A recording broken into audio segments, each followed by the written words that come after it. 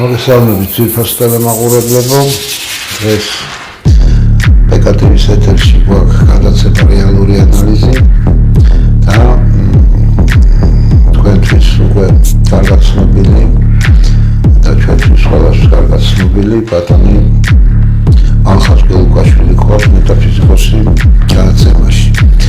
ჩვენი წინა გადაცემა მედიცინის ასპექტებს მიეძღვნა ბატონო ალხას, მაგრამ რამდენიმე დღეა მსოფლიო უკიდურესად არის აფორიაქებული და გადავწყვიტეთ, რომ გადაცემა ჩაგვეწერა და ანალიზი გავეკეთებინა მეტაფიზიკური კუთხით, რა ხდება დღეს მსოფლიოში. რამდენადია მსოფლიო ესე და რა ომობანა არის ატეხილი და საქართველოს გარშემო თითქმის ცეცხლია წაკიდებული ყველგან. და უკვე მესამე დღეა, არა თუ არ ვწდები, ცოტა მეტი. ხო. მეოთხე არა, მაგას დიდი მნიშვნელობა. გამალებით ბომბავს ორი ერთმანეთთან ისედაც კი ვიცოდი სრულად განწყობილი ერთმანეთთან სრულად განწყობილი. ეგ არც არის გასაკვირი. ხო, გასაგებია, მაგრამ დაუშინეს ერთმანეთს და მიდის ძირითადად საჰაერო თავდასხმები და ამ საჰაერო თავდასხმებს ეწირება ძირითადად მშვიდობიანი მოსახლეობა. რა ხდება, რა მიზანს ისახავს ეს საერთოდ ეს ომი? ეს პროექტია ეს ომი არ არის. ეს არის სერიოზული პროექტი და ძალიან დიდი ხნის წინ ამის შესახებ ეს პროექტი ძალიან დიდი ხანია გაკეთებულია და შექმნილია და იმისათვის რომ განსაზღვრო ზუსტად რა და როგორ იყო ალბათ ის ძველი ტექსტებს უნდა იცნობდე ძალიან კარგად. მე ხლა ამ შემთხვევაში ცოტა ბუნდოვან თქვა იგივე აპოკალიფტურ ტექსტებს არ შევეხები. მიუხედავად იმისა რომ 30-მდე არის აპოკალიფტური ტექსტი სხვადასხვა ყველას ვიცნობ. ამის გარდა, რამდენად კარგადაც აღხედავდე შენ, მაინც გჭირდება ანალიზი და მაინც გჭირდება კავშირები ერთმანეთს. პარალელურად შეგიძლია გააკეთო ანალიზებიც. ანალიზების რამდენიმე მეთოდი არსებობს, რატო ხდება ეს ყველაფერი ციკლები, რა რომ გაარკვიო. ერთი არის არკანული მეთოდი ანალიზის, საინტერესო, მეორე ციფრული მეთოდია, ესეთი ციფრული ასტროლოგიაც ქვია. საინტერესო ის არის, რომ ზოგადად მთლიანად რა ირანი არის ხუთიანის პოზიციაზე და წლევანდელი წელი მას აქვს 4-იანის პოზიციაზე. როდესაც 5 და 4 ზოგადად არ ახასიათებს, მაგრამ 5 და 4 ერთმანეთს რო ემთხვევა, ყოველთვის არის კონფლიქტური პოზიცია, იქნება მისთვის ცუდი პოზიცია. ასევე პირიქით ხდება 4-იანის პოზიციაზე ისრაელი. ანუ დაუკვირდით 5-იანის პოზიციაზე ირანი, 4-იანის პოზიციაზე ისრაელი. ეს არის დაპირისპირებული პოზიცია. 5 და 4 უპირისპირდება ერთმანეთს, როგორც 1 და 8, 2 და 7, 3 და 6, 4 და 5, ანუ ორი ციფრი რომელიც ადგენს. ეს მოიცავ პრემანანტას კანონების მიხედვით. პრემანანტას უძველესი მათემატიკური ასტროლოგია იმისი, რა ქვია, ინდოეთის. ანუ გამოდის რომ საწყისშივე ისე იყო ჩადებული, რომ ისრაელის შექმნაც და ირანის როგორც სახელმწიფოს შექმნაც ერთმანეთის დაპირისპირების ფენომენზე იყო აწყობილი. ისრაელი მე როგორც მახსოვს 48 წელში ხო და ისა რა ქვია 79-ში ირანი როგორც ასეთი და სახელმწიფო თეოლოგიო ხო და თეოკრატია სახელი შეეცვალა. ირანი ხდა ხო სპარსეთი ერქვა ირანს. კი ბატონო. ხო და გვიან შემოტანილი სახელია. და ეს ორი სახელმწიფო თავიდანვე იდო ამაში. მაგრამ ზოგადად ეს დიდი პროექტია, ეს არ არის ახალი პროექტი, იმიტომ რომ პროექტი რაც ხდება დღეს დედამიწაზე, ჯერ კიდე ბოლო ეტაპის პროექტი, ორი პროექტია ბოლო ეტაპის, ერთი 58 წლის პროექტი, დალასის პროექტი, ალენ დალასის და მეორე ცოტა გვიან შეიქმნა კიდე, ეს არის ანგლო-სიონისტური პროექტი. ის რაც ხდება დღეს მსოფლიოში, ყველაფერს ანგლო-სიონისტები აკეთებენ. ისრაელიც ანგლო-სიონისტური პროექტია. ისრაელის სახელმწიფო არ არის. ანგლო-სიონისტური პროექტი იყო მეორე მსოფლიო ომიც. პირველი მსოფლიო ომიც. იმიტომ რომ მაგ პროექტის შედგენები დაიწყო ანგლო-სიონისტური პროექტი იყო ჯვაროსნულამებით. ანგლო-სიონისტური პროექტის მსოფლიოს ყველაფერი ჭრის ანგლო-სიონისტური პროექტი იყო ამერიკაც. ხო, გერმანელებისგან, გერმანიიდან მოხდა ყველაფერი, გერმანიიდან დაიწყო ყველაფერი. ბილდერბერგის კლუბი რო შეიქმნა, მერე ისინი გადავიდნენ ინგლისში და იქიდან დაიწყო ყველაფერი.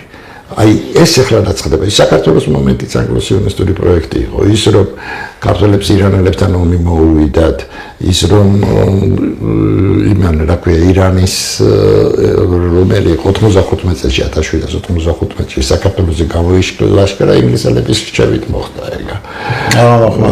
აღარ მოხდა, თორე სულ არ აპირებდა საქართველოსკენ წამოსვლას. ხო და ეს რუსეთის წინააღმდეგ მოხდა მაშინაც. ხო და ჩვენ არ გვინდა ეს ყველაფერი რეალურად გავიგოთ და რა არის და ზოგადად რა არის ისრაელი, იმიტომ რომ წლევანდელი წელი რა არის, წლევანდელი წელი ზის არქანული კანონის მიხედვით მეცხრე არქანზე, ეს იმას ნიშნავს, არ არის დაფარული, რომელიც არ გაცხადდება. ანუ ყველაფერი ღია და გასაგები რომ ვინ არის ისრაელი და რაც წარმოადგენს ანგლო-სიონისტური პროექტი, ამის გარკვევა ძალიან ადვილია, საკმარისია ჩართო რა მოხდა ღაზას სექტორში. ასე 18,000 ბავშვი მოკლეს ოფიციალურად და ისე იძახიან 28,000. აი ეს არის ანგლო-სიონისტები, ესენი არიან. ეს არის მათი პროექტი, ეს არის თალმუდი, რომელიც მე-6 საუკუნეში შეიქმნა, გადმოწერილია ბაბილონური თალმუდიდან და პირველად ინგლისურად რო ითარგმნა ეს თალმუდი, ვინც თარგმნიდა, იმან შეიტანა კოენებთან. კოენთან მეგობრობდა და ეს მართალია, რაც აქცელია უკითხა, მართალია იმან უთხრა. იცი შეიძლება თამუდი წაიკითხო თავიდან ბოლომდე მისი რუსული ვერსია არსებობს სრული. ხო, შეიძლება ქუჩაში გახვიდე და ხოცვა დაიწყო მაგათი. ფსიქიკურად გადაბერო, რა იქ საშინელებები წერია. ნუ ესენი კაუციანი რამდენი რეალურად რა არის ეს იუდეიზმი, ძველი ახმაც. რო აიღებ ძველ ახმას, ჰერდერმა დაწერა კიდეც დავის დროზე, რომ იეღოვა იმისი ომის ღმერთიაო. ომის არა, დემიურგი იყო. გნოსტიკოსების მიხედვით იეღოვა იყო დემიურგი. დემიურგი ღმერთი არ არის. რო იძახიან ღვთისმშობელი ვარ, თუ მე ჯერდი ისეთი ღმერთის ამწევარ, მჯერა რომელსაც ჩეულები ყავს და რომელსაც მე უფრო უყვარვარ, ვიდრე ვთქვათ მაპუტუელი ზანგი იმის გამო, რომ ის ველურია. ამას იმისთვის მნიშვნელობა არა აქვს. ეს იგივე ეს ჭიანჭველა უკეთესია თუ ის ჭიანჭველა. ეს პოზიცია. ეს ამას ბრმა დემიურგს ეძახიან, ეს გარეგნობით როგორია ხო იცით არა? რქები, ისა, სინამდვილეში მაგის ჭეულიერი გამოდის. თუ ამ კუთხით მივუდგებით და ისინი ამას ამშრალებენ კიდეც იმ სიძულვილში, რომელიც მათ აქვთ კაცობრიობის მიმართ. სოციალური ცელებით საშინელი ინტერვიუები ვრცელდება რაბინების და კი ბატონო ეს რეალობაა. მე ბავშვობაში გაწყდეს მსოფლიო როდესაც ახალი შეიქმნა. როდესაც ბაბუა ჩემი და ბებია ჩემი მეუბნებოდნენ, ამას არ ვიჭერებდი, მაგრამ ძალიან წარმოუდგენელი იყო იგივე ბავშვების შეწირვა და ესეთი რამე. მაგრამ ეხლა მჯერა ამ ყველაფერს ამას მართლა აკეთებდნენ, იმიტომ რომ თვითონ მასალებსაც ვიცნობ. ეხლა რაც დავარია. რამდენიმე წინასწარმეტყველებას მოყვები რა. პირველი ეს ომი მთლიანად ეხლა არ დაიწყო. ეს ომი რაც ეს საუკუნე დაიწყო. იმიტომ რომ ეს ეტაპი 21-ის ეტაპი 21 საუკუნე კუვეიტიდან დაიწყო. ვერაპიდან ხო? მაგრამ გადამტეხი იყო სირიის ომი 14 წელი. როდესაც ხო ამის გაშიფრა არის ძალიან მარტივი. როცა 21 საუკუნე შემოწეს, ეს არის სულელი საუკუნე. ეს არის საუკუნე, როცა ადამიანი უკვე აღარ ფიქრობს. ესეც საუკუნე. მე აქ მას თავისი პირველი 10 წლეული, მეორე 10 წლეული სიამოვნებაში დაიწყო 2001 წელს იმის აფეთქებით, რა ქვია, თვინქსის ეს ომი. ეგაც გათამაშებული იყო. თავიდან ბოლომდე ვითომ ალ-კაიდა, ვითომ ისა, ვითომ ესა სიამოვნებაში მაგ სასტავის გაკეთებულია ყველაფერი. შემდეგ არის ესეთი წინასწარმეტყველება ძალიან საინტერესო, რამდენიმეს მოვიყვებით და მიხვდებით. უძველესებიც არის. იგივე კაცობრიობის რეინტეგრაციის თეორიასაც რა ხდება ციკლურად როგორ მიდის და როგორ არის მთელი სამყარო მოწყობილი ჯერ კიდევ ძველ ბერძნებს ჰქონდათ და უფრო ძველიც ესე იყო რომ ქაოსმა თეოსისგან შექმნა კოსმოსი არა თეოსმა ქაოსისგან შექმნა კოსმოსი მთელი სამყაროს ციკლები იწყება ქაოსში ქაოსის მაგია გაგიგიათ ალბათ კიდეც ესეთი და ფილოსოფია არსებობს მე ის მიდის ესე სპირალურად ვითარდება გარკვეულ პერიოდში და შედის ბოლოს ქაოსში და ეს ციკლი თავდება და იწყება ახალი მოწესრიგება სიტუაციის. სიმბოლოში ამ ციკლის დასასრული არის ეხლა. თავდება ეს ციკლი. ჩვენ არ შესული უკვე ქაოსში. ეს ხდება 2012 წლიდან ქაოსში შესვლა. ქაოსში შესვლის პერიოდშივე ამას უამრავი სამეცნიერო დასაბუთებად შეიძლება დავუდოთ, როგორ იცვლება თლიანად არა მარტო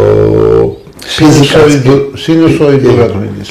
ფიზიკის კანონებიც კი იცვლება დედამიწაზე იმდენად, რომ დედამიწის სიხშირეები იცვლება, იმიტომ რომ იცვლება მაგნიტური ველი, იცვლება ქერქი, ყველაფერი იცვლება დედამიწაზე.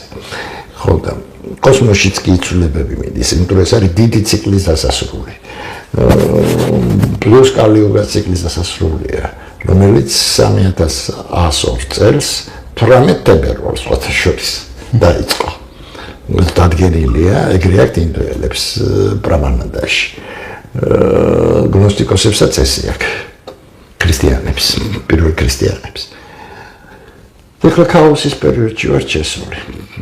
იქ წინასწარმეტყველება ესეთია მესამე მსოფლიო ომის შესახებ არის ამდენიმე ძალიან სერიოზული წინასწარმეტყველება, რომელიც პირდაპირ შეიძლება გაიგო. ერთი არის რენოსი, ეს არის მე-14 საუკუნე, მეორე არის ალბერტ დიდის, ეს არის მე-13 საუკუნის პირველი ნახევარი, ეს იყო ერთ-ერთი უდიდესი გერმანელი ალქიმიკოსი, მალე ალქიმიკოსის სპოტ, ესეთი წიგნიც აქვს გამოცემული, და იმას აქვს წინასწარმეტყველებებიც, გათვლების კანონებით, რა თქმა უნდა, რენოს ხედვის კანონებით აქვს და რენო ვირუსები დახატა მე-14 საუკუნეში და დღეს რო ადრე ამას ახლა რაც არის სურათები გადაღებული ერთ-ერთია.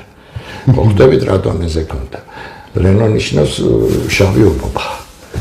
ხო, ის იყო ბერი იყო ესეთი. და მესამე არის ძალიან საინტერესო წინასწარმეტყველება ალმაიერის. ამის გარდა არის კიდე აქეთ მართლმადიდებლურ სამყაროში ეს არის ათონელი ბერების წინასწარმეტყველება, რომლებიც არის მე-18 საუკუნის დასაწყისის. ნებისმიერ წინასწარმეტყველება როგორ უნდა განსაზღვრო, ხო? გარკვეული პერიოდები რაც არის იქ აღწერილი შეადარე რა მოხდა. და მიხვდები რომ ეს მოხდა. თუ ეს მოხდა, ესე იგი შემდეგიც მოხდება აუცილებლად.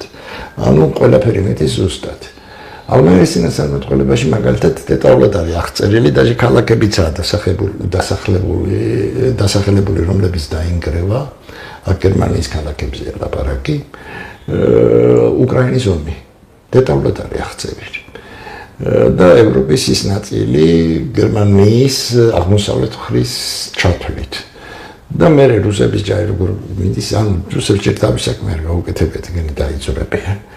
და ბევრი ქვეყანა გაუქმდება იქით ევროპისგან. აქეთ არა. ხო. და მეორე მომენტი ეს არის ძალიან საინტერესო მომენტი, ამაზე ათონელი ბერების ის უნდა იმასაკნა. აი როცა სირიაში დაიწყება ომი, მაშინ დაიწყება ყველაფერი.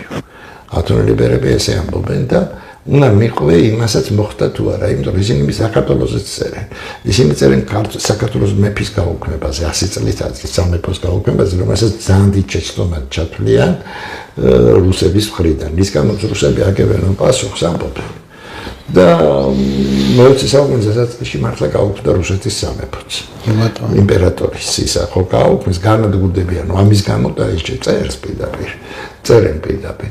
მე იქ არის მოყოლული ესეთი ამბე, სირიის ომის შემდეგ ეს ყველაფერი ვრცელდება, ამ დროს ეფრატი იწყებს შრობას, ის პერიოდია და მართლა იწყებს ეფრატის შრობას, ნახევრად დამშრალია და ამ დროს მოხდება ისრაელის ირანზე თავდასხმის ამბავი.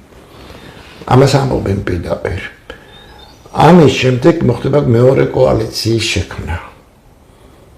და მეორე კოალიციაში დასახელებულია ჩინეთი, რუსეთი. ირანთან ერთად. და ბოლო ჟამი აღწერილია შემდეგნაირად. რომ მაგავე პერიოდში უნდა მოხდეს თურქეთის დაშლა. 1/13 მიდის სამხრეთისკენ, 1/13 ქრისტიანდება და 1/13 იღუპება. თურქეთი დაიშლება. და გახსოვთ წინასწარმეტყველებაა, რომ საქართველოს აღდგება მთელი თავის საზღვრებში. მაგითო ხდება ეგ აღდგომა. გაზპრომმა დატოვა თურქეთი, ხო მოკავშირეები იყვნენ. კი, მეცაც გეტყვი, იგივე ეხება, მაგრამ მარტო თურქეთს. ჩვენ მეზობელსაც. ორივეს. კი ბატონო, აზერბაიჯანს. ჩვენ არ გვეხება ეგ სიტუაციები. ხო. ამის შემდეგ ხდება, რომ ჩინეთის ჯარი იძვრება და ჩადის ისრაელამდე. დღეს მოხდა ჩინეთმა ისრაელიდან თავის საელჩო გაიყვანა. და უკვე უარი თქვა ისრაელთან ურთიერთობაზე. ამერიკა რა როლს თამაშობს ამ ყველაფერში? ამერიკას წინასწარმეტყველებაში შემდეგნაირად არის, რომ ამერიკა დაიშლება. რაც შეეხება რუსეთს, ის ხო გითხარი, ლამის იტალიამდე გადაუხვევს და მაგ დროს შიგნით იწყება პრობლემები და უკან ბრუნდება. და არის კიდე ერთი ძალიან საინტერესო წინასწარმეტყველება, სადაც აღწერილია, რომ ახალი რუსეთი იქნება, რომელიც იქნება დასავლეთ ნაწილში და არა აღმოსავლეთში და ურალს იქით ყვითლდება ყველაფერი. მოგვა. ურალს იქით ოღონდ. ჩინეთს უთმო ტერიტორიებში. ხო და აქეთა მხარე იქნება, აი რაღაც როგორ გითხრა, ყველაზე მაგარი რუსეთი, რაც კი აქამდე ყოფილა ოდესმე. მაგარი მე უკვე საომარი რიტორიკით არ ვიცახი, განვითარების დონით. ხო. ეს მომენტები არის ყველა ამ წინასწარმეტყველებაში. ამიტომ მე ამ ყველაფერს ველოდებოდი. თან ვითვლი ახლა ხაერზე, ახლა არ ვიტყვი, გარდა იმისა, რომ გარკვეულ რაღაცებს ხედავ კიდეც. ახლა ყველაფერს რაც არ უნდა დაინახო, იმას გაშიფრავდა. ხო, მაგრამ უფრო მეტს ვითვლი. ხო გითხარი, წლევანდელი წელი მსოფლიოსთვის არის მე-9 არკანზე. საქართველოსთვის არის მე-13 არკანზე. აქედან გამომდინარე, 9-13 შეფარდება უნდა მოხდეს და ამის მიხედვით უნდა განსაზღვრო, რა უნდა მოხდარიყო საქართველოში. მე-13 არკანი ტრანსმუტაციის არკანია და ნიშნავს ოკულტურ ასპექტებში ვიცახი. ნიშნავს ცვლილების დაწყებას, სრული ცვლილების დაწყებას. საქმე იმაშია, რომ საქართველოს თავისი ამ წყობებით არ მიდის ღრმა ფაზებში, ცუდ ფაზებში და უცაბედი ცვლილება იწყება შემდეგი წლიდან. აქედან გამომდინარე, წლევანდელი წელი ცვლილებების დაწყების წელი იყო. არის კიდეც არ ხდება საქართველოში ტრანსმუტაცია. და პლუს 9 მსოფლიოსი, ანუ არ იგებს ხალხი ყველაფერს, იგებს. იმიტომ რომ განტობილის არკანია ეს მე-9, საიდანაც უნდა მიხვდები, რომ მთელი მსოფლიო იცვლება. ანუ არ არის დაფარული, რაც არ გამშრომდება. და დაიწყო ამის გამშრომება ყველაფრის. მიუხედავად იმისა, რომ ეს 21 წელში ვილაპარაკე, გერმანელებს უთხარეს ხოთაშვილის 16 წელში. ჩავედი თუ არა უშიშროების ხალხს უთხარი, უშიშროების თანამშრომლები. შეიძლება საუბრობთ და მეუთხარი 21 წელიდან პრობლემები დაგეწყებათ მეთქი სერიოზული და ეს პრობლემები გაგრძელდება მთელი 10 წელი. ესე არ არის მეთქი. გაგრძელდება და ძირითადად ამ პრობლემის მიზეზი ინტელექტის დეფიციტი იქნება მეთქი. პირდაპირ ვთხარი. იცი რა მეკნეს, დავიქნიეს, დავით ამითხეს ვიცითო. იმიტომ რომ ისინი ძალიან განათლებულები არიან, მე ვიძახი უშიშროების თანამშრომლები. იმიტომ რომ საერთოდ წესით ესეც უნდა იყოს, ყველა ქვეყანაში ყველაზე განათლებული უშიშროების თანამშრომელია. აბსოლუტური ინტელექტუალები არიან, არ გეგონოთ უშიშროებაში რაღაცა იდიოტს არ მიიღებენ, ხო ასეა. ესეთი დონე იყო იქ. ხო და ამ სიტუაციებს რო შეხედავ, ყველაფერი უკვე თვალხილულია. ეხლა ვიღაცას მე მაპატია და სულ არ ვიყავი ესე განწყობილი სიმართლე რო ვიტყვი, ესე უარყოფითად, მაგრამ იმის შემდეგ რაც ხაზაში ისრაელმა გააკეთა, სულ არ მაინტერესებს ისრაელი გადარჩება თუ არა. ვიღაცისთვის ისრაელი წმინდა მიწაა, ჩემთვის არ არის, ჩემთვის ყველაზე ბინძური ადგილია დედამიწის ზურგზე. ისრაელი მთლიანად, რატო? ყველაფერი ცუდი იქ მოხდა ყოველთვის. ჯერ პალესტინელების მოსეს მერე რო დაიწყო და პალესტინელების სიტყვაზე ვთქვა, ის ებრაელების ისტორიაა და მართალია. ერთი მართალი ნოერო ებრაელი არ იყო, ყველა მიცის, ეს უთანაფიშია. რაც მოსე არ იყო, ეგვიპტელი იყო. კი ბატონო, არა, ამის დამამტკიცებელი საფუძვლები არსებობს. ნუ ვაფშე იყო თუ არა, ესაც არ იციან რეალობაში. ნოე უთანაფიშია გილგამეშიდან და მე ენუმა ელიშა მთელი წიგნებია მაგაზე და შეგიძლია ნახო უძველეს წიგნებს ვიძახი. და ნუ ნახავ საიდან რა აქვს მოპარული ებრაელები. არ არის პრობლემა. მაგრამ ისინი უკვე მათ უკვე დაკარგეს ყველაზე მთავარი ადამიანის სახე. ეს უკვე დაკარგეს ახლა კი არა პალესტინელებთან ბრძოლის დროს.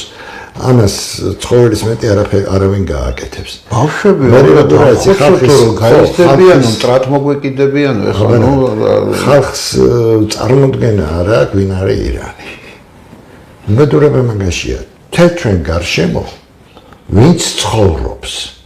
მე რუსებს კულტურული აქვთ. იმიტომ რომ ხალხს რომელსაც ყავს დოსტოევსკი, ყავს რომელსაც ყავს ჩეხოვი და ასე შემდეგ და ბულგაკოვი და ასე შემდეგ და ის კულტურული ერია. იმიტომ რომ მაპატია და გერმანიის მერე ყველაზე ძლიერი ლიტერატურა ეს არის რუსული ლიტერატურა. და თანაც როგორ იცი, ეს არის პირდაპირ გაგრძელება გერმანული ლიტერატურის პოსტრომანტიზმის ეპოქის. ანუ გოეთე, ჰოფმანი, შამისო, ნოვალისი, ჰაინე, რომელიც კი დაიღე, გენიალურებია, ხო ასეა. ასევე გერმანიაშივე ესე გაგრძელდა. ასეთი გინა ფილოსოფია, ფანტასტიკური. სხვებთან შედარებით. მე რუსული სკოლაც გერმანულიდან არის ყველაფერი. ამიტომ დიდი კულტურის ერია კი ბატონო, მაგრამ ჩვენ გვავიწყდება ყველაზე დახვეწილი და ძველი კულტურის ერი ჩვენ გარშემო. ბერძნებიც არ არის, ბერძნებსაც დიდი კულტურა აქვს ახლა არისტოტელე, პლატონი, დემოკრიტე, რომელიც გინდა აიღე. ხო, მაგრამ არის ირანი, ფარსი. ბატონო. უძველესი. ყველაზე ძველი კულტურა ჩვენ გარშემო მიდიის სახელმწიფო იყო ესა. და უზარმაზარი მიდია ამერიკას ფარსეთი. ხო, ჯერ იყო მიდიის სახელმწიფო, იგივე ხალხია, უბრალოდ სახელები, როგორც ქართველები იყვნენ კოლხები, იბერიელები, რა ვიცი, რამდენი სახელი, ეგრისელები და შევიცვალეთ და ბოლოს ქართველები დაგვერქვა. ესე იყო ისაც რა. ეს არის ძალიან ძველი, მიახლოებით 4-5,000 წლის კულტურაა. ეს არ არის სახუმარო და თან კულტურაა, ის კი არა რომ არაფერი მომთაბარეები კი არ იყვნენ. ეს კულტურაა, ეს ის კულტურა, რომელსაც ზარათუშტრა დაიწერა ბოლო-ბოლო. მაგათი ის იყო და ვინ იყო ზარათუშტრა ჯერ უნდა დაარღვია, ნამხელადონე იყო და რა იყო, მოკლეს ის ზარათუშტრა ცოტა შორის. საიდანაც მითრა იყო ბოლო-ბოლო და ბოლო-ბოლო სუფიზმი შეიქმნა ამ კულტურაში. სუფიზმი, რომელიც არის უდიდესი მიმდინარეობა და მე რომ მკითხო ეს არის გნოსტიკური მიმდინარეობა მუსულმანობაში, გნოსტიკური ქრისტიანობა მუსულმანობაში. თავისი არსით. ეს ძალიან კარგად ჩანს, გინდა მარხაიამის ლექსებში, გინდა რბაებში, გინდა ჯავლედინ რუმის, გინდა აბუსაადის, რომელიც გინდა აიღო. ეს არის გენიალური კულტურის ერია და უძველესი კულტურის ერია. ჯერ ებრაელები ჩაფიქრებულებიც არ იყვნენ, ესენი რომ უკვე უზარმაზარი მედიცინა ჰქონდათ ახლა. კი ბატონო, უზარმაზარ კულტურას ქმნიდნენ. ერთ-ერთ უდიდეს კულტურას ქმნიდნენ. ხო და ესე არ შეიძლება ადამიანებთან მოქცევა. დაუშველი არაფერი რჩება ამ სამყაროში. ამიტომაც ესე ექცევიან, მე არასოდეს მავიწყდება ერთი მომენტი, ვახუშტი კი არა, ვახტანგ კოტეტიშვილს ვკითხულობდი, ესეთი მწვანე წიგნი იყო, ხალხური პოეზია. და იქ არის ერთი ლექსი, წუთი სოფელი რა არის აგორებული ქვა არის. ხო და იქ არის ჩვენ და თათარშვილ ყოფილება რა არის ვამბობს. ანუ დამოკიდებულება ადამიანის მიმართ. ჩვენ ეს დამოკიდებულება ქართველებს მუდმივად გქონდა და ამან გადაგვარჩინა. და მაგათი დამოკიდებულება, რასაც ისინი ამჟღავნებენ ყოველდღიურად, რომ გინდა YouTube-ზე შედი, გინდა TikTok-ზე, გინდა იმაში ეს რაბინები რომ გამოდიან და ლაპარაკობენ, ადამიანებზე და როგორც ძროხებს ისე უყურებს, ძროხებს უდარებენ ინდონეზია, ეს არა ადამიანური. კითხვას უსვავენ რაბინს, გამოდის ერთ-ერთი და იქ მოძღვრავს ხალხს და კითხვას უსვავენ ბავშვებს, რას ვერ ჩითო, გამიგე რა ხდება. ის ბავშვებიდან ჩვენი მტრები იზრდებიან. იცი რა არის?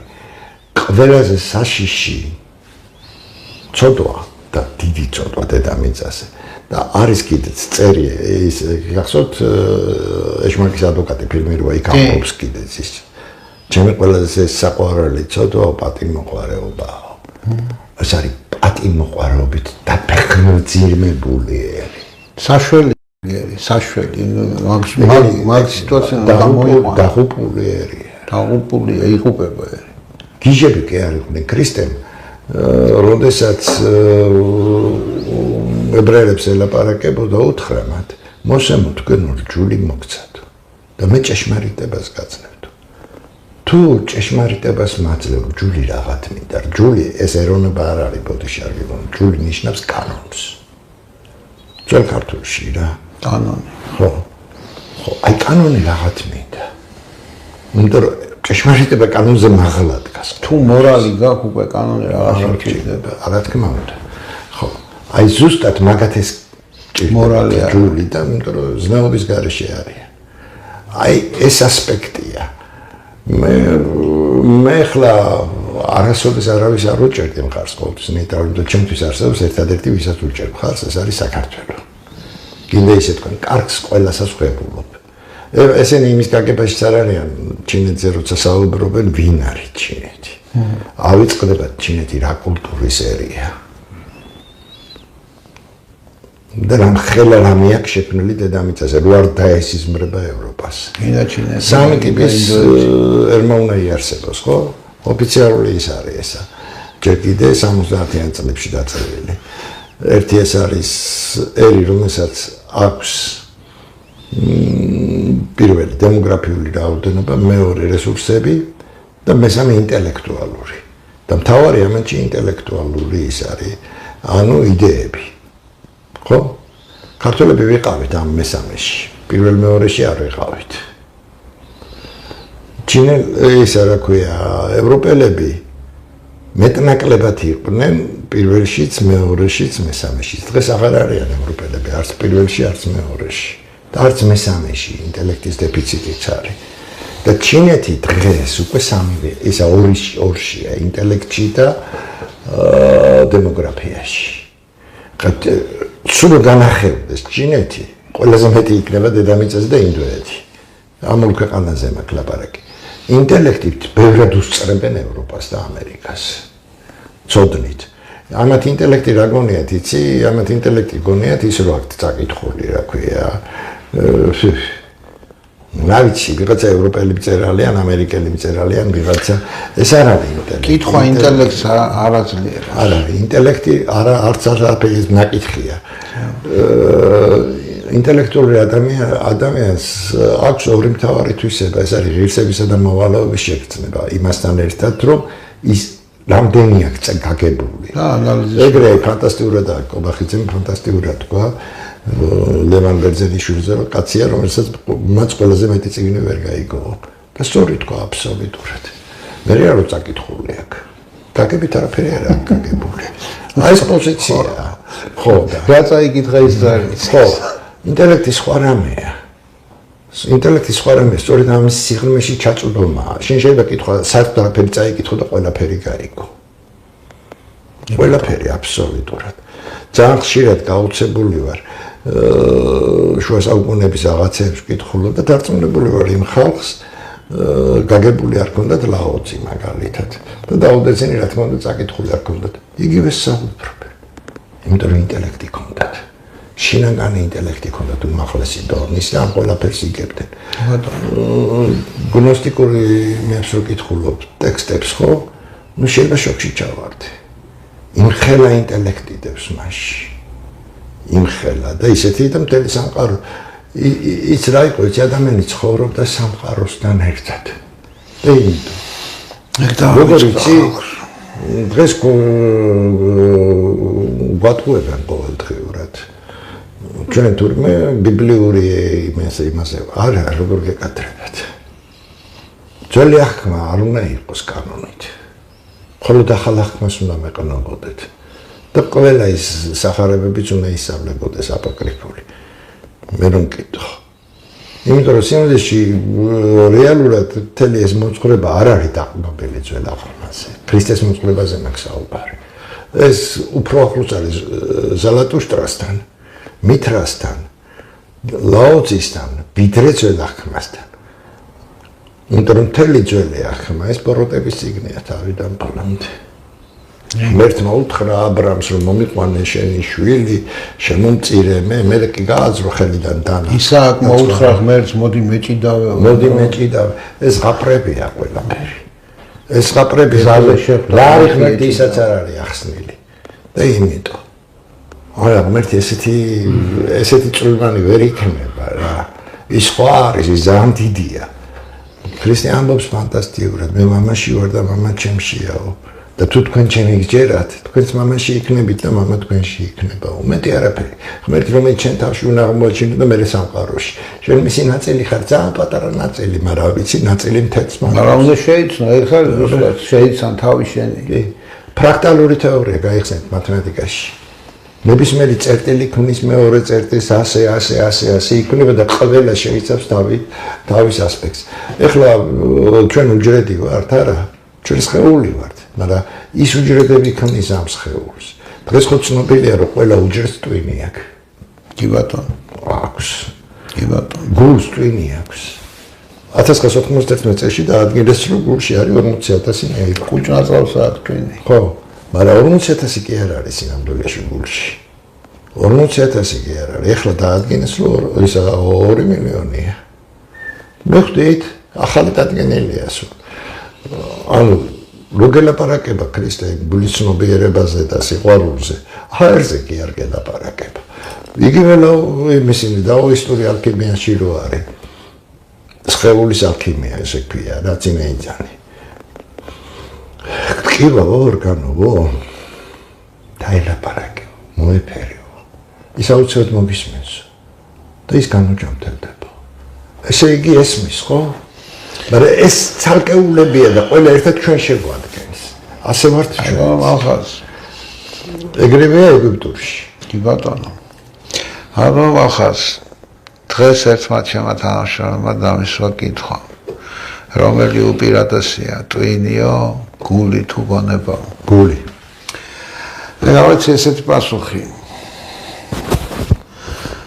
მარტო ტვინით ვინც მოქმედებს ძალიან ბევრ შეცდომას დაუშვებს აუცილებლად მარტო გულით ვინც მოქმედებს შლეგია უბრალოდ შეიძლება შლეგი იყოს და შეიძლება დაიჩაგროს კიდევაც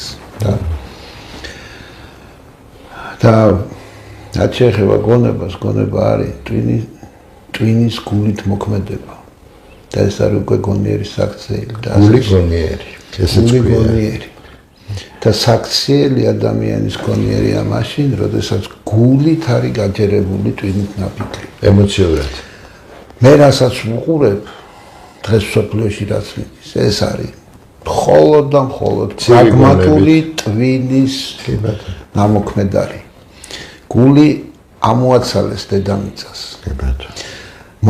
მოსახლეობას დაახლოებით 40 წელიწადია ზრდიან უგულოდ არა ხო არის კიდეც საუბარი იმაზე რომ ადამიანების უმრავლესობა ბოტია ხო გული თუ არ ბოტია ესე იგი მიცინებულია გულის ცნობიერება გულის ცნობიერების მიცინება რას ნიშნავს ყველაზე მთავარი ხელოვნური ინტელექტია კი გულის ცნობიერება რას ნიშნავს გულის ცნობიერება როდესაც ჩვენ თანაგრძნობის უნარი გაქვს ეხლა რო ემპათიას იძახიან ქართულად ეს თანაგრძნობაა მეტი არაფერი მე არ ვიძახი რომ სიყვარული ალტრუიზმი ჩვენ ურევთ ხოლმე იმიტომ ერთხელ როდესაც სტატია გავაკეთე სიყვარულზე იქ ერთმა ბატონო მალხას თქვენ ურევთ და ქიმიურად ამიხსნა რა არის სიყვარული თან სასაცილო ის არის ენდორფინებია ქიმიურად სიყვარულს მიხსნის ადამიანი რომელიც მუსიკოსია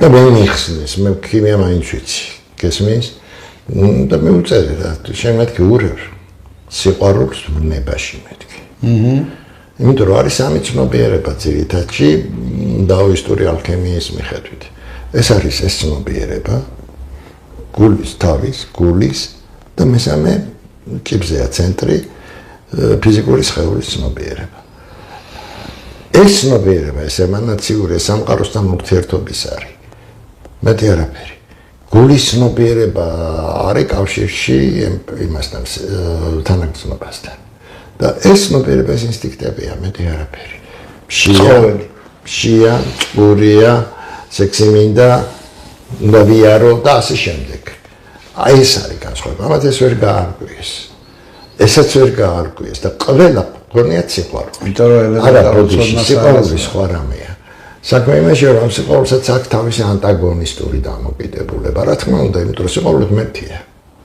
და მისი ანტიპოდი, სიყვარულის ანტიპოდი, რასაც ესენი არა. პატივმოყვარეობაა. საქმე იმაშია, რომ სიძულვილი არ არის. და სიცოცხლე სიძულვილი უბრალოდ ნაკლებობაა სიყვარულის, მეტი არაფერი.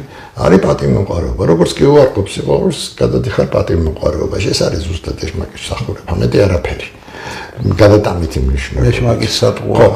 შემდეგ სიყვარული თუ გააქვს, სიყვარულის მოპოვება სიბრძნე. სიბრძნე რა არის? სიბრძნე არის წინააღმდეგობა და მიღმადგობა, იმიტომ რომ ორიანი თავისი არსით არა მარტო სიბრძნეს ასახავს, ამავე დროს ასახავს ენერგიას. სიბრძნე რა არის? სიკეთის და ბროტების მიღმადგომა. იმიტომ რომ შენ თუ შიგნით გახარ, სიმართლეს ვერასოდეს არ დაინახავ. ამიტომ გარეთ უნდა გამოხვიდე და გარედან შეხედო. და მესამე მისი სიბრძნის საწინააღმდეგო ეს არის სიბრიტყვე. ხო, და მესამე საფეხური აქ მოდის ზომიერება. ესაც ძალიან საინტერესოა, ბაუძი ბევრს ლაპარაკობს ამ ზომიერებაზე. მაგრამ მისი საპირისპირო რა არის სიხარბე. ჩვენ სიხარბე მანდა მაინც მარტო ფული გონია. სიხარბე ფულშიც არის, სიხარბე ჭამაშიც არის, სიხარბე ყველაფერშია სიხარბე. თუ რამე არსებობს. ეს სიხარბე სიყვარულშიც. კი. და სიყვარული არ არის. ადამიანს თუ ეს სამი პოზიცია არ აქვს გაძლიერებული და გამაგრებული, ის ბოტია. ელემენტარულად. აქედან გამომდინარე, ვინ გმართავს დღეს, კაცობრიობას ვინ მართავს? პატივმოყვარე ბრიყვები. რომლებიც ძალიან ხარბები არიან და ესეთი ხარბები რო არიან, იმიტომ ამდენი ფულს აგროვებენ. იცი რა არის, ფულის დაგროვებას ბევრი ჭკუა არ ჭირდება. ტესლას ფული არ ქონდა. სიტყვაზე ვამბობ. მაგრამ ფული იშოვა ბრიყვა. ხო, ტესლას გამოგონებელი. ხო, მაგალითისთვის ვამბობ. კი ბატონო.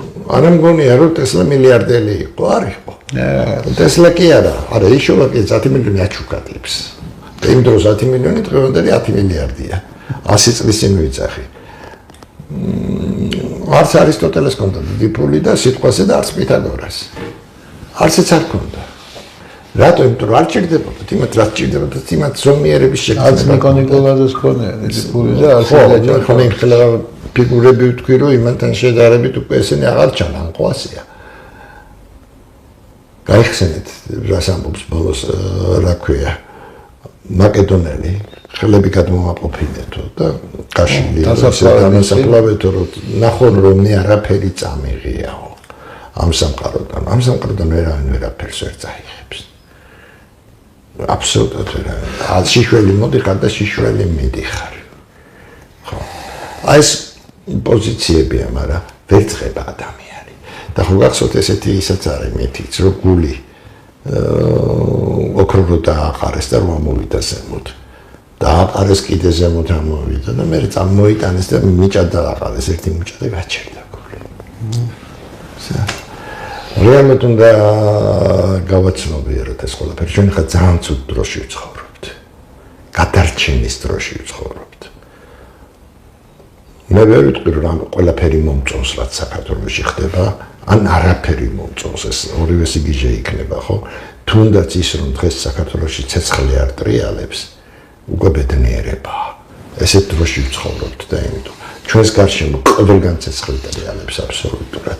დაახლოებით 18 მილიონი ადამიანი დგას საზღვართან, ირანის საზღვართან, რომელიც ელოდება. ეს ნამდვილია რომ ესეთი ინფორმაციები ვრცელდება. 18 მილიონი ვერ დაეტევა აქ თბილია. ჩვენთან არა. აბა ირანის საზღვართან და ჩრდილოეთისკენ აზერბაიჯანის, ჩვენ სადა გვაქვს ირანთან საზღვარი, აზერბაიჯანის და სასონხეთის საზღვართან. და ნუ ახლა თუ შევლენ ეგენი აზერბაიჯანში და სასონხეთის შემოსვლები არიან აქ. ცოტას გააკეთებშობილებენ. მაგათ მაინც. მაგრამ პაკისტანთან დგას ბევრი, მე როგორც ვიცი. და ინდოეთთან. ხო და იქით იმათვისაც უკეთესია რა ცოტას გააკეთებშობილებენ. პაკისტანთან დგას ბევრი, თორე 18 მილიონი აქეთ ვერ იქნება. 700 კილომეტრში მოხდაო აზერბაიჯანიდან ის აფეთქება ბოლო. დასაწყისში თუ თავიდან ბატონო ხალხს რამ განაპირობა თუ შეგიძლიათ ამის თქმა არა ეს პროექტი არა სხვა რამის ვამბობ აი ისრაელის შექმნა და შეიქმნა და იმ წუთასვე ირანის მოწინააღმდეგეთ ეს იყო ცხადა თავი არა ეგ იყო პროქსი სახელმწიფოა რა ინგლისის პროქსი სახელმწიფოა ანგლო-სიონისტური პროექტია ეხლა რა არის იცი ძალიან ცუდი სიტუაციაა ამერიკას თავის ქვეყანაში ამერიკა დგას დიდი სამოქალაქო ომის პირზე კი რეალურად ამის გარდა ყველას ავიწყდებათ რომ ამერიკაში მოსალოდნელია ძალიან სერიოზული კატაკლიზმები ბუნებრივი იმიტომ რომ ის ზოლი რომელიც კატის იგივე გეოლოგიურ ზოლზე მოგლაპარაკე ამერიკაში იგივე მოსალოდნელია ურალში იმიტომ მოხდება რა თქმა უნდა მე ალბათ ხო ეგზოლი კარგს არაფერს არ გამოიწვევს შეიძლება საერთოდ დაშალოს ამერიკა და ამ ფონზე უკრაინას როგორ ხედავთ უკრაინა აღარ არსებობს მაგრამ ისრაელი ვერ შეიქმნება როდის დამთავრდება ეს პროექტი დაიდო პირველად 2013 წელს 92 ხო დაიდო ეს ზოგადი პროექტი, მაგრამ თვითონ უკრაინისა და რუსეთის დაპირისპირების, მაგრამ აი ზეციური იერუსალიმის პროექტი დაიდო 2013 წელს. მაგ ეს პროექტი. საკითხულიც მაგ დავიდან ბოლომდე და მაშინ დაიდო, იმიტომ მოიყვანეს ზელენსკი. და კიდეც ფილმიც გადაიღეს მაშინ, სულგან ნაროდა სპეციალურად გადაიღეს, პრაქტიკულად გააფრთხილეს, იმიტომ რომ ესეთი კანონი არსებობს, უნდა გააფრთხილო, ისე არ შეიძლება. ეს ოკულტური კანონია და მე უნდა იმოქმედო. თორე ისე ბრძალა ვერ ექნება. გააფრთხილეს პრაქტიკულად, მაგრამ ნუ მაპატიურად ხო, საერთოდ цаრიელი თავი ფეხებს ამძიმებს, თორე კი არ ამსუბუქებს. ეგ არის უბედურება. ხო და ნუ ესენი ხო ძალიან ჭკვიანები არიან უკრაინელები ზოგადად. ამ დროს პარლამენტის 80% ებრაელები ყავდათ. ეს ებრაული პროექტია. ეგაც ანგლო-სიონისტური პროექტია, ახალი იერუსალიმის შექმნა, მაგრამ არ გამოვა, ვერ შექმნიან, არ გამოვა ეგ პროექტი. მაგრამ ეს ომი შეიწირავს ისეთ ქვეყნებს, როგორც არის ბალტიისპირეთი. პოლონეთსაც. ახლა ბალტიისპირეთი პირველ რიგში ვამბობ, რომ ნუ ზოგადად ეგ ხალხი რა ხალხიც არის, მე კარგად ვიცი, მაგათ კომუნისტების დროს დართებს ვეძახდით. როგორ გამოაფხიზლებს ესეთი ტიპები არიან. ლოთობისგან კი არა, აზროვნებაში. მაგრამ მეორე მსოფლიო ომის დროსაც ასაც ეგენი აკეთებდნენ საშინელებებს. ეს დაავიწყდა ყველას. ისე როგორც რასაც ჩეხები აკეთებდნენ ყველას დაავიწყდათ. ესენი ცნობიერებით გლობალისტები არიან და ლიბერალები. და გადაგვარებული საზოგადოებაა ზოგადად და ძალიან ცუდ დღეში ახლა კარგი და ცუდი ადამიანი ყველგან არის, იქაც იქნება ვიღაცა კარგი და ვიღაცა მომაზრონი, მაგრამ მასიურად ესეთები არიან. ბალტიისპირეთი პრაქტიკულად სახელმწიფოებრიობას დაკარგავს. კავკასიას როგორ ხედავთ ამ სიტუაციაში? საქართველოს მე ვხედავ, იცი რა არის, მე ამ შემთხვევაში უყურებ როგორც იმ წინასწარმეტყველებებიდან გამომდინარე. და პლუს ამის გარდა რა თქმა უნდა საკუთარი ისინი მაქვს. შესაძლებლობა შეიძლება უცბად შეიქმნას, მე ვფიქრობ იმისი, რომ მართლა მოხდეს დიდი კავკასიური გაერთიანება. არა, მოხდება. შესაძლებლობა კი არ შეიქმნება, აუცილებლად მოხდება, კი. იქეთკენ მიდის საქმე. კი, და ამას აიძულებს სიტუაცია. მაგრამ თავის დროზე რო ბაქიძემ დაწერა, რომ ეს უნდა მოხდეს. გახსოვთ ეგ ალბათ, ოღონდ სასუნთქეთის გარეშე. ესე დაწერა. გრიგოლის ღვთისმეტყველის მაგას გვაფრთხილებთ. არა, ესეც იქნება. საბოლოოდ ესეც იქნება. იმიტომ რომ არის ერები, რომელსაც გაქრობა უწერია. გაქრობას როგორ ვიძახი ათქვეფა სხვა ერებში რა. ესეთი არის სასუნთქეთიც. მაგაციაშია. და თვითონ მეიტანეს აქამდე სიტუაცია. თურქეთი ძალიან გაურკვეველ სიტუაციაშია. თურქეთი საერთოდ გადაიხაროს. სიამოვნებაში თურქეთში თურქეთში ცხოვრობს ყველაზე მეტი ქართველია თურქეთში გენეტიკურად. მაგრამ გენეტიკური ქართველი მარტო საკმარისი არ არის ხოლმე. მე თურქეთის ქართველებს ქართველებად ვთვლი. ირანის ქართველობასაც ქართველებად ვთვლი, იმიტომ რომ ქართულად მეტყველებენ, ქართულად აზროვნებენ. მე სალომე ზურაბიშვილს ქართულად არ ვთვლი. არც ახლა M1-ის დირექტორად რო დაინიშნა მეტრევერს არც იმას ვთვლი. რატომ? იმიტომ რომ სადიზდები ამას ძალიან დიდი მნიშვნელობა აქვს და რომელიც ცნობიერებას ექვემდებარები. იმათ ბავშვობიდან თურქეთის ქართველობასაც და ამათაც როგორც ქართველებს ისე ზდიან.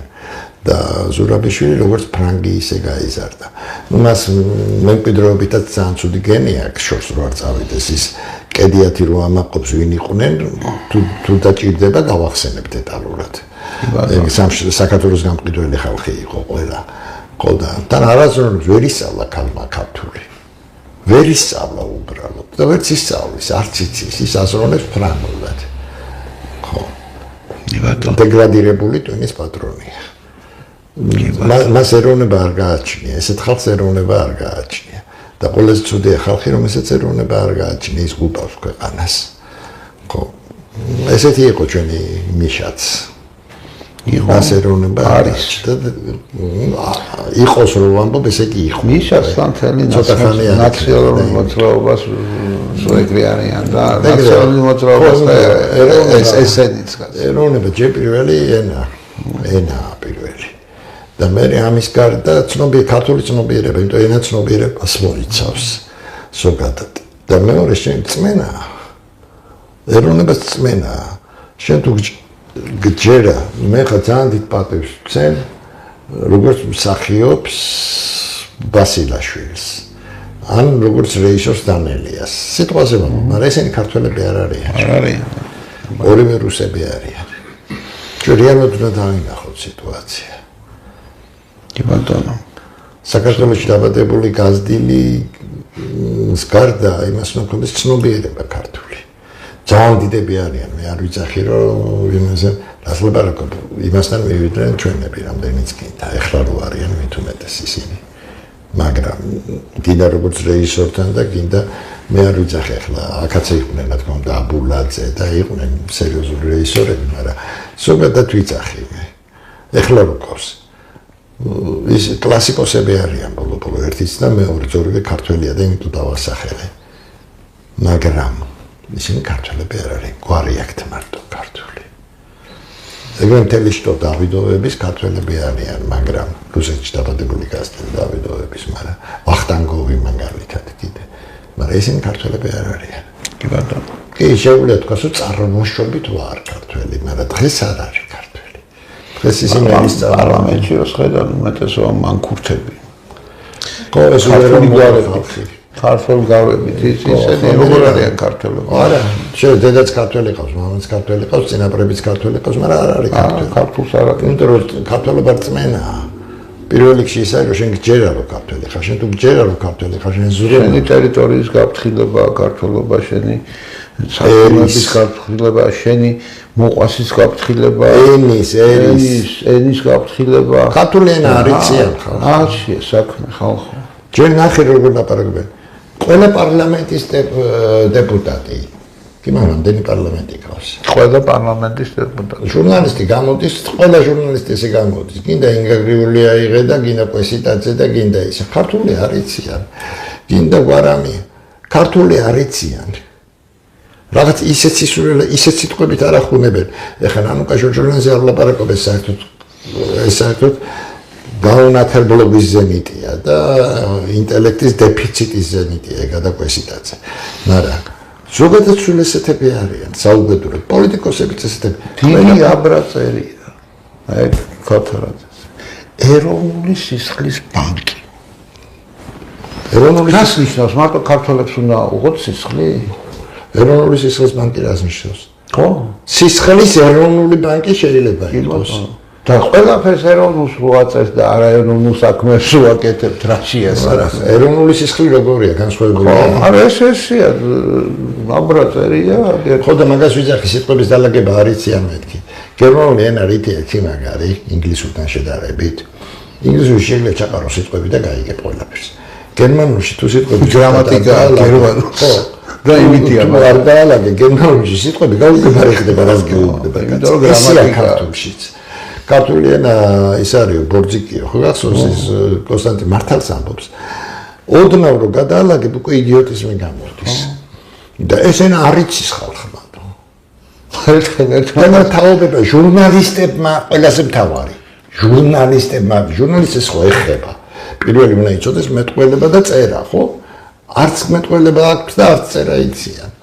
2001 წელი იყო თუ არ ვცდები, ღვინჯილია გამოვიდა ტელევიზიით და თქვა რომ კაცო მექიმებს უტარებთ თუ ატესტაციას და ისე უშვებთ პაციენტებთან. მასწავლებლებს დაუწყეთ ისე და ჟურნალისტებს ჩაუვარებიოთ ატესტაციაო ქართულ ენაშია, იმიტომ რომ ბავშვები უსმენენო ამასო. მასწერაშიც.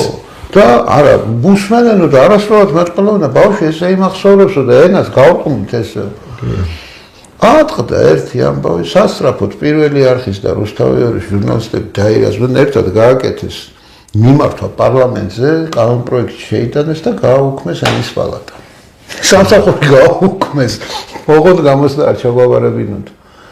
ვერ მეტყველებთ ხალხო, არა, ლაპარაკი არ იციან.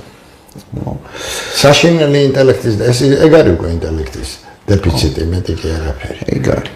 იმიტომ რომ ეს დაიწყო სხვათა შორის ახლა არ დაიწყო. მე ერთი პერიოდი გასწორდა ეს ჯერ კიდე აი ეს ფანოღი რო წამოვიდა თბილისში 19 საუკუნის ბოლო მეოცე მაშინ დაიწყო ეთენბურგი რო გამოჩნდა და რო კითხულობდა იქ ლექსებს და ხალხი აღბდა ვინ იყო აღბდანებული ვინ იყო თუ ძმა ხარ ვინ უსმენდა იმას ის იყო აღბდანებული კინტო ვინ იყვნენ კინტო ახლა ვინც არიან პიდარასტები თბილისში იგივე იყვნენ ყარაჭოღელი და ეგეთი ტიპები დაუნათლებელი ცივ ზამთარში უსახკარო ციცივეში გავატარე გაზაფხულსა მოველოდი იმაზეც უც შევეყარე სად არის ან ლექსი და ან ქართული ენა სად არის ან ერთი ან მეორე მე ამდონის ისინი წამოვიდა მასიურად ეხლა ლექს გეტყვით რომელიც ესე სიმღერა ესეთი არ ვიცი ფანოღურია თუ რა არა სიმღერები ყველა ეგეთია ეხლა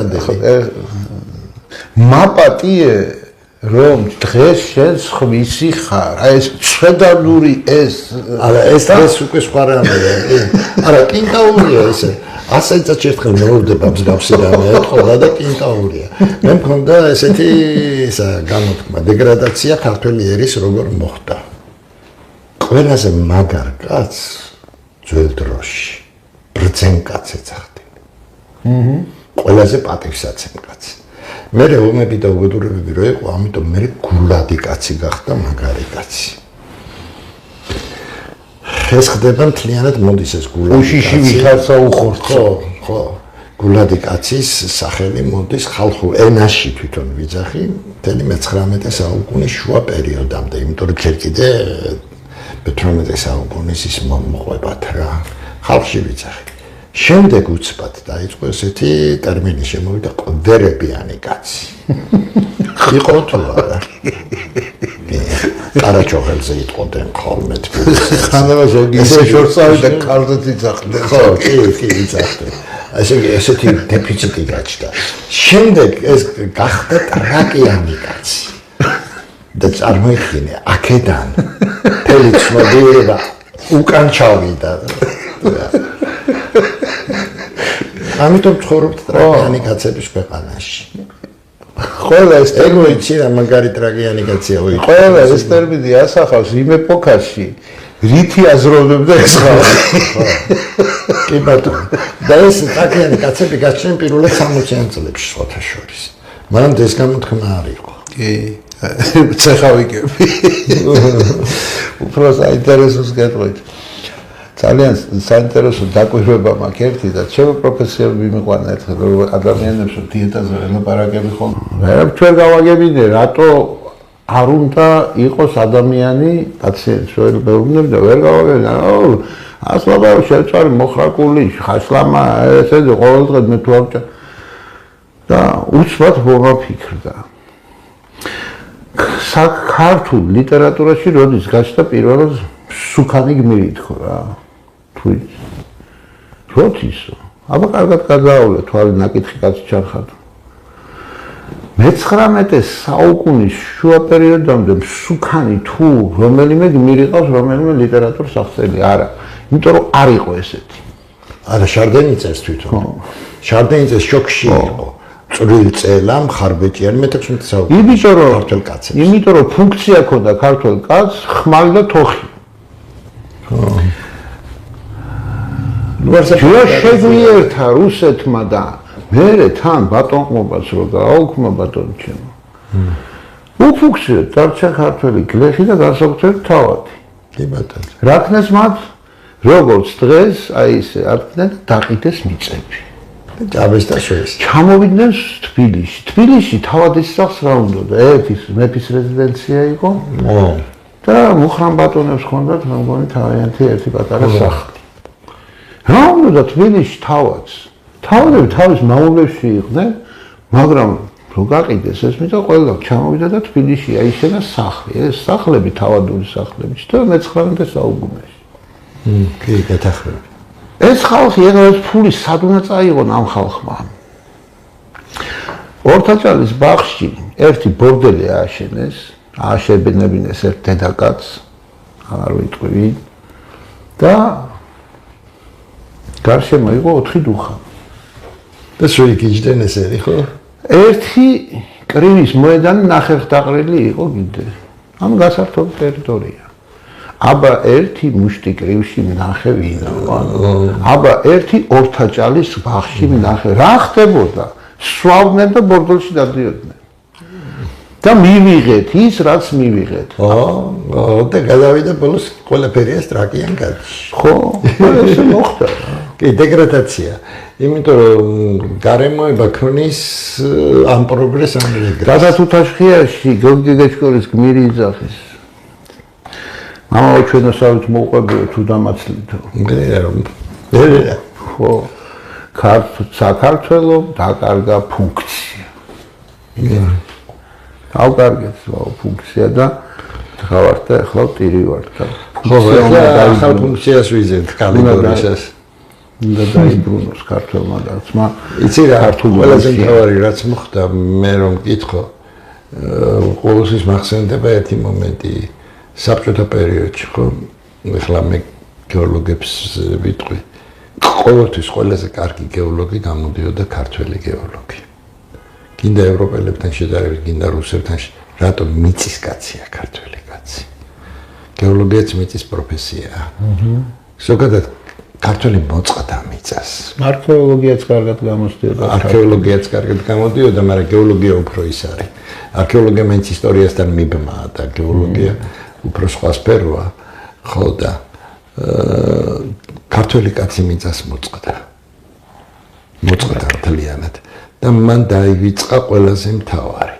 მე ჩემს ბავშვობაში მახსოვს რა სოფელში რო ჩავდიოდი. და მახსოვს როგორ აზროვნებდა გლეხი. საოცრად. 60 წლებში ვიცახი 50-იანი 60-იანი. ნუ ახლა მე უფრო ხშირად სამეგრელოში ვიყავი ნაწილობრივ კახეთში რა თქმა უნდა. ნუ ანუ მამის და დედის მხარეებში რა. მაგრამ აი ეს მოხუცები მახსოვს. ინტელექტის უზარმაზარი დონე ქონდა. რა თქმა უნდა. აი ეს იყო ნამდვილი ინტელექტი. და უმრავლესობას ჰქონდა 3 კლასი განათლება. კი. მაგრამ რა იყო ისინი ესენი ვერაფერს სწავლობენ ახლა აქ. თბილისში ვერც ვერაფერს ისწავლენ. და ისინი სოფლიდან გამოცდილებით სწავლობდნენ. ხო, ჩვენზე უარეს ცხოვრება ჰქონდათ გავლილი. ჯერ მეფის რუსეთი, მერე პირველი მსოფლიო ომი, მერე რევოლუცია, მერე საშინელებები რასტრიალებდა საბჭოთა კავშირში მთლიანად. მერე მეორე მსოფლიო ომი. ეს ყველაფერი ხო გამოვლილი ჰქონდათ. მაგრამ დასკვნაც ჰქონდათ გამოტანილი. მე ისეთ ტიპებს არ ვიცახი, მე უბრალოდ გლეხებს ვიცახი. ისეთ ტიპებს არა, ვინც კარიერისთვის იბრძოდნენ და ზოგი რა იყო ეს კომისარი იყო, ზოგი რაღაცა იყო. არა, ეგეთ ტიპებს არა, ინტელექტს ვიცახი. გლეხსთან, რომელიც თავის სოფელში მიწას თოხნიდა უბრალოდ. და თავის სამყოფის იმინდი ესა ყველაფერი თავის საქმეს აკეთებდა და სულ არ აინტერესებდა კაცს. აინტერესებდა კი არა, ისეთ ანალიზს გაგიკეთებდა მსოფლიოს შესახებ, არაფერი არ ეშლებოდა, კარგს და ცუდს არჩევდა. იმიტომ რომ სიბრძნე რა არის ამ თქვით კიდეც. სიკეთისა და ბოროტების მიღმა დგომა, შავის და თეთრის მიღმა დგომა, კარგისა და ცუდის გარჩევა. აი ამას აკეთებდა. ჩვენ დღეს ეს არ გვაქვს. ბატონო. აი მას უნდა დაუბრუნდეს კაცი. თბილისი ეს საშინელი მეგაპოლისია. არც არის მე უბრალოდ მიწა არ მაქვს რა. და ერთადერთი ოცნება მაქვს, რომ ის ჩემი სახლი გაიყიდოს, რომ წავიდე სოფელში. იმიტომ რომ გინდა ცხოვრება სოფელში უნდა იცხოვრო. ქალაქში არა. შეიძლება გაგიჭირდეს, მაგრამ მაინც უფრო ლაღი იქნები ვიდრე აქ ხარ. თავისუფალი. კი, აქ ქალაქი ეს არის იმისი ქვის ჯუნგლები მეტი არაფერი უკვე. ქვის ჯუნგლები. ბატონო. აი ეს არის ქალაქი. აქ კარგი არაფერი ხდება.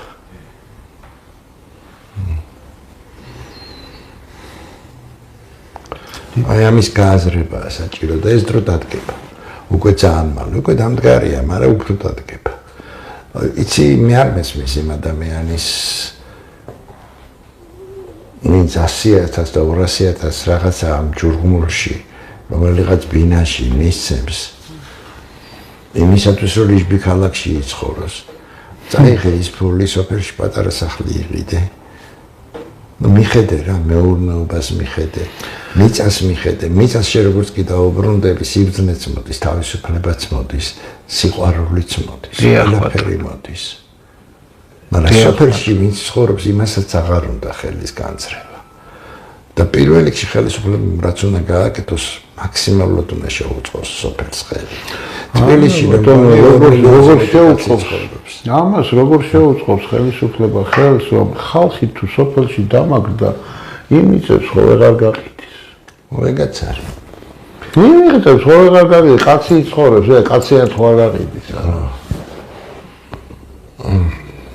ამიტომ შეიქმნა პირობები, ქართველები როგორმე აიყარონ თავიანთი მიწებიდან, ჩამოვიდნენ თბილისში და პოლონეთში. ხო, ახლა მე პოლიტოლოგად არ გამოვდგები. მაინც არა ვარ პოლიტოლოგი. მე რომ მკითხო, ხო? მე რომ მკითხო ხელისუფლებას, თუ უნდა რომ ეს ქვეყანა ფეხზე დაადგინოს, არის რაღაც სისტემები, რომელიც პირველ რიგში ნაციონალიზაცია უნდა გააკეთოს. რა თქმა უნდა. და მთელი ეს რესურსები საქართველოსი გადმოიტანოს. სასწრაფოდ უნდა დაიწყოს ინჟინერების მომზადება ქვეყანაში. მასწავლებლების მომზადებაა საჭირო, მასწავლებლის არა, აუცილებლად მასწავლებლის და ინჟინერის. და აუცილებლად უნდა მოხდეს ნაციონალიზაცია მედიცინის.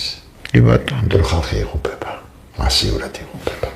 რომ ექიმი ფულზე არ უნდა იყოს. მედიცინის ნაციონალიზაციას ვერ მოახდენს, თუ არ გამოვიდა ჯანმრთელობის სოფლიო ორგანიზაციიდან. უნდა გამოვიდეს. აუცილებლად უნდა გამოვიდეს და უნდა გააკეთოს მედიცინის. იცი რა, ხელფასი უნდა დანიშნოს სახელმწიფო ექიმებზე. რა თქმა უნდა და უნდა მოსთხოვოს. და უნდა მოსთხოვოს. კურნალობა და არა სიმპტომების იმიტომ გაქრობა. რომ სამი პროფესია დასაფასებელი და უმთავრესი ქვეყანაში თუ გინდა რომ შენ ქვეყანა შეინარჩუნო. პირველი ეს არის განათლების სისტემა, იმიტომ რომ ის მომავალს კისდის. მეორე ეს არის ჯანდაცვის სისტემა, იმიტომ რომ ჯანმრთელი საზოგადოება გყავდეს და მესამე უსაფრთხოების სისტემა. ამ სამი სისტემის იცი რა არის იმის არ იყოს ახლა გავამტყო მოიკლონ ხელფასი თვითონ არ ჭირდება თამდენი არც დეპუტატი და არც თანამშრომელი სახელმწიფოს და ამათ მოუმატონ და მათ შეუქმნან პირობები. რას ლაპარაკობ? სინამდვილეში ოთახის წევრები სახლიდან გამოყრია. სინამდვილეში ყველაფერში ხო დაზღვევაა და საყოველთაო დაზღვევაა და ყველა ექიმს მაინც შეუხდი სახელმწიფო ფულს. შენ ექიმს კი არ უხდი, ფლობელს უხდი ძირითადში ფულს და მე როგორც უნდა ისე ანაწილებს თავის ექიმებს. ადექიდან მთლიანად შენ გადაიბარე ეს სისტემა. იმიტომ რომ ძალიან ცუდი სიტუაციაა საქართველოს ჯანმრთელობის თვალსაზრისით. ასევე ძალიან ცუდი სიტუაციაა. ამის შემდეგ დემოგრაფია მოთხოვე. ამის შემდეგ მოთხოვე რაც გინდა და აუცილებლად განათლება და განათლება რა? უნდა შეცვალო განათლების სისტემას რომ შეცვლი პირველ რიგში, ენა რომ ქართული უნდა იცოდეს ყველამ და ისტორია ეს ფაქტია, იმიტომ რომ უბრალოდ თავის სამშობლო უნდა უყვარდეს, მაგრამ ტექნიკური საგნები საბუნებისმეტყველო და ტექნიკურ საგნებზე რა შემჭირდება 90,000 იურისტი საქართველოში. 90,000 იურისტია დიპლომირებული. თუ ძმა ხარ 2 მილიონიან ერში 90,000 იურისტი რა შემჭირდება? თან კოდექს და ინჟინერია თან კოდექს წარავარა ცვლი და რას ასწავლით ახლა? თუ ასწავლით დღეს იურისტებს რაღაცას, რაღაც უცვლით იმ და კოდექს. რაღაც უნდა ან იურის ან მაგისტრატურა და დოქტორანტურა. გააკეთე კურსები და გაატარე. მე არ მისმის აშიმშობს თეატრალური ინსტიტუტი, გინდა ისე გამიგეთ, გინდა ასე. გააკეთე სტუდია და ასწავლე თუ გინდა. დიპლომისთვის მსახიობი ან არის მსახიობი ან არ არის მსახიობი. მსახიობი მაგრამ უნდა გამიკეთოს. ქვეყანას პირველ რიგში ეკონომიკური ფეხზე დადგმა უნდა. ამას ჭირდება. რამდენი აგრონომი ყავს ქვეყანაში, რომელიც კონსულტაციას გაუწევს გლეხს. არც ერთ. რა მოიყვანოს, როგორ მოიყვანოს, ან გაგეგმა რაიმე, აი სადრა შეიძლება მოიყვანო, როგორ შეიძლება მოიყვანო, რა არ შეიძლება საქართველოში განვითარდეს ფარმაცევტია იმისი ბალახეულის ფანტასტიკური ტერიტორია ამისთვის, ფანტასტიკური. ამდენი ზონა გვაქვს ჯერ მარტო და ნიადაგის როგორი ქიმიური შემადგენლობა სხვადასხვა ადგილებზე. ხო. ამის გარდა იცი ასაბადოები გვაქვს. საქართველოსთვის საკმარისი. და კი არ უნდა გაყიდო. ეს რომელიც ვიყიდი მე უცხოთომებს. ხო, და ის 3.600 თანამშრომლებს გამოგიგებს გარე. მარგანეც აქტიურად რო ექცევიან, ესე არ არის. სახელმწიფომ უნდა აიღოს თავის თავზე. დარიშხანის საბადო პოლიმეტალური დარიშხანის. იცი რა მაგარი რამეა? რაჭაში. ხო. იცი რამდენი ჯერ მარტო თიხები რამდენი სახეობის გვაქვს. რამდენი რამე გვაქვს იცი? მაგრამ წარმოება აქ განავითარე. კი არ გაიტანო, აქ განავითარე. და მე პროდუქტი გაიტანე თუ გინდა კაცო. ყველაფერს თავი ყველაფერს გაკეთების ფანტასტიკური რაღაცები განადგურდა საქართველოში. იმ დროს აცხადებენ, რომ სახელმწიფოს მფლობელობაში სახნავს 1000 არის თუ არ ვწდები რაღაც რამდენიმე 1000 კვადრატული კილომეტრი. კი. სახნავს 1000 და სულ ყველა დაუთესავია. ჯერ არ გაგიყიდიათ. ჯერ არ გაგიიჯარებიათ. ორი ტრაქტორი ვერ იშოვეთ, რომ ალგე და დახნათ, კაცო, და მოსავალი მოაყვანინო, დაიქირავოთ ის თვითონ სახელმწიფო. მარტო კახეთის ტერიტორიაზე. იმდენი ხორბალი. თვითონ სახელმწიფო. იმდენი ხორბალი შეიძლება მოვიდეს, რომ საქართველოს ეყოფა. ყოფნიდა მაინც არის არა საქართველოს, კავკასიას ყოფნიდა და გაქონდათ. 78 და 79 წლებში უკრაინაში არ მოვიდა არც ხორბლის მოსავალი, არც ის გეხსოვება ტალონები რომ შემოვიდა 80-იან წლებში პურზე და კარაქსზე. არ მოვიდა მოსავალი, არც რძე არ იყო. და საქართველოსდან, ქიზიყიდან დადიოდა ხორბალი, რომ უკრაინა შიმშილს გადარჩენილიყო. 2 წელიწადი. მე მახსოვს სკოლაში დავდიოდი. არა, ჩვენ მარტო ქიზიყი არა, დედოფლის წყაროს და იფხარეები კი გვაქვს. ფანტასტიკური. ამიტომ ვიძახი, ამას ვინ ჭირდება? ამას ჭირდება კარგი 48 ჯიშის მარტო ხორბალია ქართული. სოფლის მეურნეობის მწოდნე ხალხი. რამდენი გვყავს? ახლა მე არ ვიცი ეს სისტემა, ხო არ მოვიტყუები, მაგრამ ხო უნდა იყოს ვიღაცა ვინც იცის. პრეტენზიები ბევრი აქვს, ეკონომიკაზე გელაპარაკებიან, იმაზე გელაპარაკებიან, ასე არ არიან თუ ისეთ სისულელებს არ ახუნებენ ხშირად, მე რომელსაც ეკონომიკა არ ვიცი, მე ვხვდები ამ სისულელებს. ხო. იგივე რესურსებზე, ჩვენ ჰიდრო ხო, იმის ნამახარხესი უნდა გავაკეთოთ ახლა და წავიკითხებით ასკრა გეოლოგიური ნამახარხესი. კატეგორიულად არ შეიძლება. არა, რას ლაპარაკობთ? სამთვეში როდის იყო დასკვნა იდებოდა? თან ჰესისთვის უნდა გააკეთო, ის ხო არ არის, არა?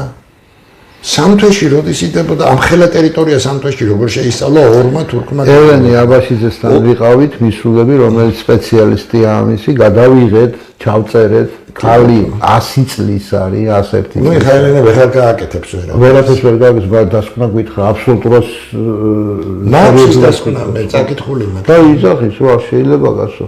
აღარ შეიძლება, ამებს აღარავინ აღარ აკეთებს. მონიტორინგი უნდა გააკეთო, ჯერ მინიმუმ 12 წელი.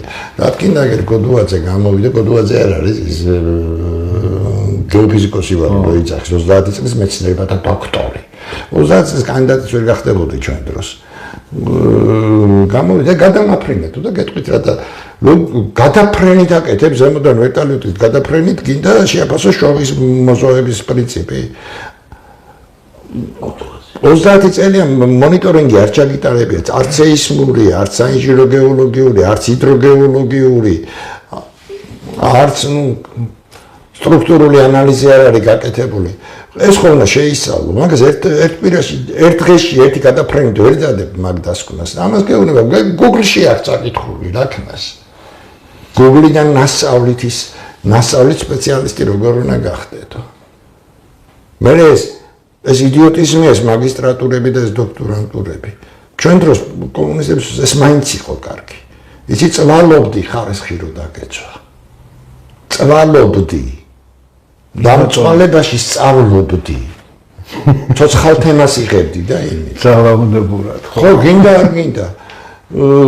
კანდიდატი რო გამხდარიყავი, მინიმუმ 7-8 წელი ვერზე უნდა გიარა მე გეოლოგიაზე ვაბა შემთხვევაში, მაგრამ სხვაგანაც ექსპერიმენტები უნდა გეტარებინა ფიზიკაში ბოლო-ბოლო, ხო? და მე დასკვნა დაგედო, ხო? ამ ექსპერიმენტების დროს 7-8 წელიწად სწავლობდი.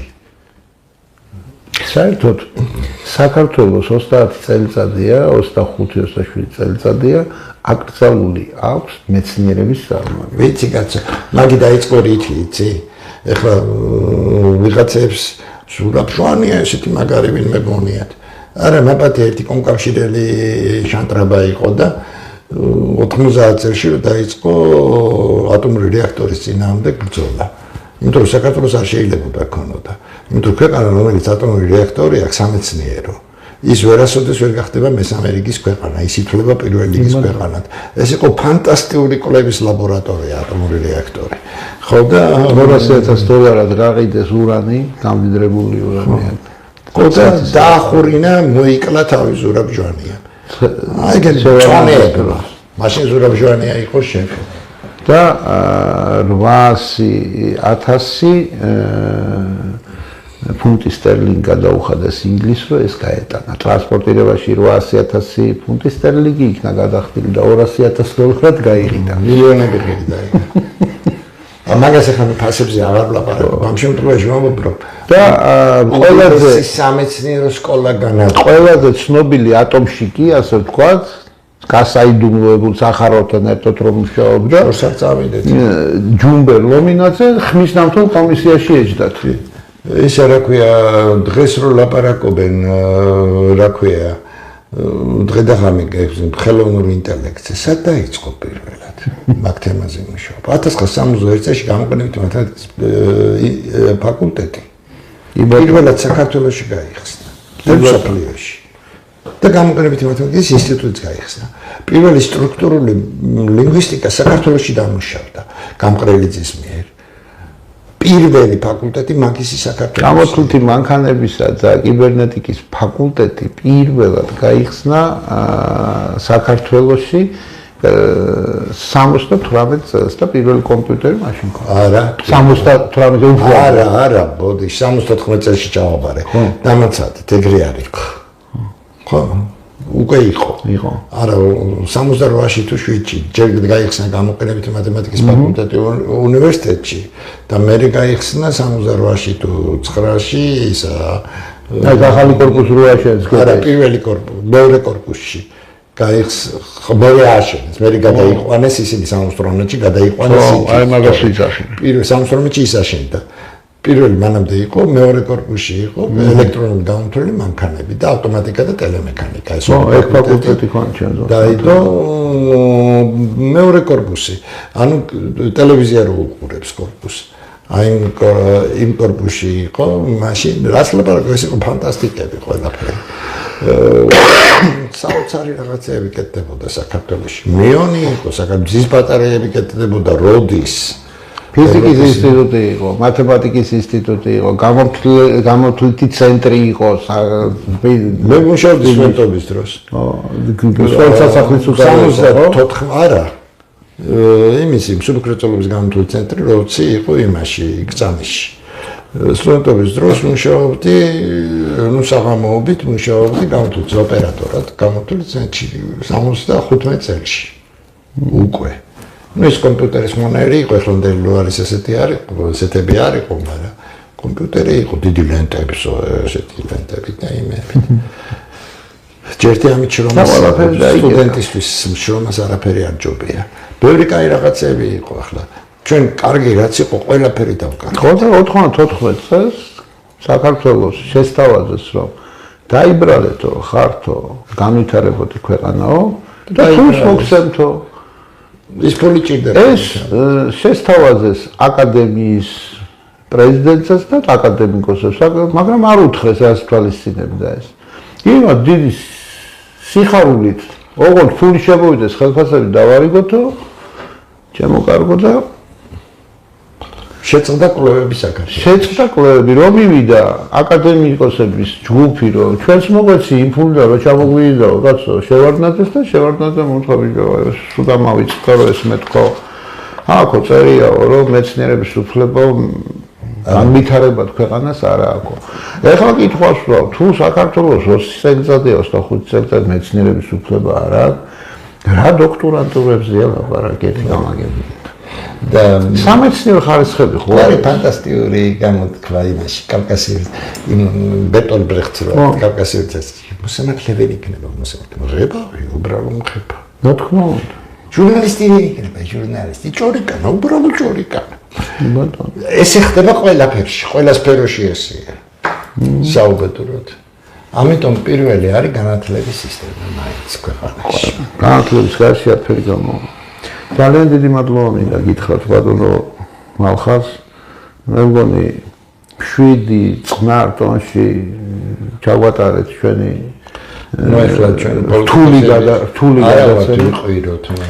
რთული გადაცემა საკმაოდ ისეთ პოლიტიკურ თემებზეც და მე მგონი მაყურებელი დაგვიდასტურებს რომ შედგა დღევანდელი გადაცემა მადლობთ და მადლობთ ჩვენს მაყურებელს მომავალ შეხვედრამდე